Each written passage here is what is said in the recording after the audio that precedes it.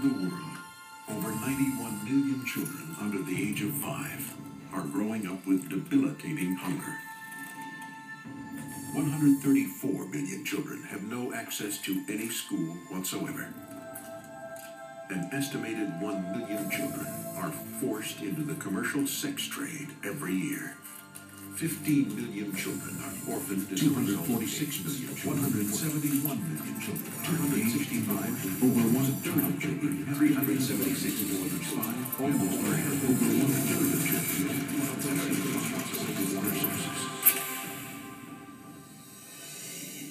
If today's children are the seeds of tomorrow's church, what kind of future will we reap?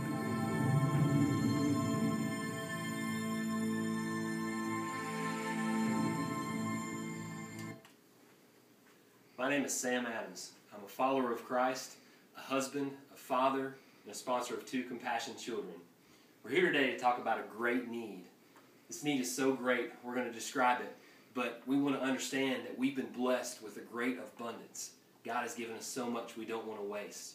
In addition to the fact that we have the opportunity to help give them the greatest gift that has ever been. The need is great. In 2010, 7.6 million children under the age of 5 died. 2/3 of them died from malnutrition, pneumonia, and diarrhea. The reason why they died of those causes was because they didn't have enough food, they didn't have enough water, and they didn't have enough proper vaccinations. Those are all preventable causes, and it's such a great tragedy. We've seen that in the video. The Bible's clear about what we should do about it. Proverbs 31, 8-9 tells us to open your mouth for the rights of the mute, for the afflicted, to judge righteously, to defend those in need. It's such a great need. But we've been given so much, and God does not want us to waste it. If you make $20,000 a year, you are among the world's 20% richest. If you make $60,000 a year, you're in the world's 5% most rich.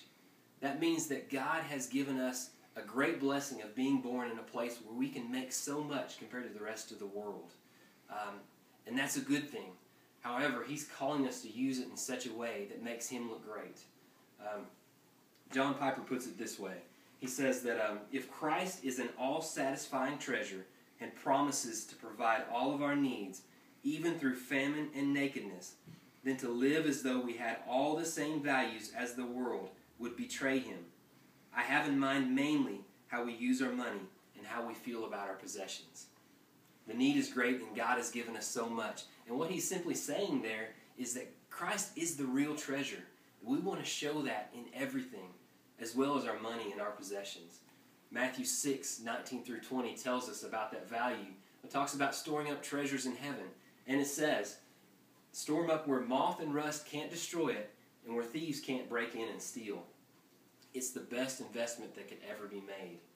So we have the opportunity to take our stuff and use it in a way that shows Him great, shows Him as great as He is.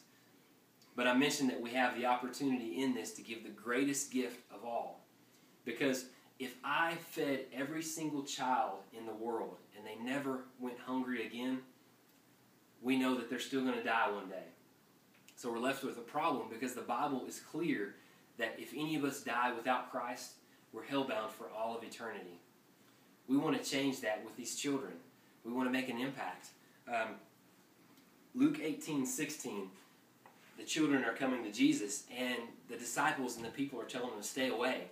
And He says, let them come and do not hinder them, because the kingdom of heaven belongs to such as these.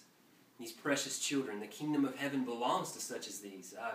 The great evangelist D.L. Moody puts it this way when he's coming back from an evangelistic meeting, and he gets home and his wife says, how'd it go?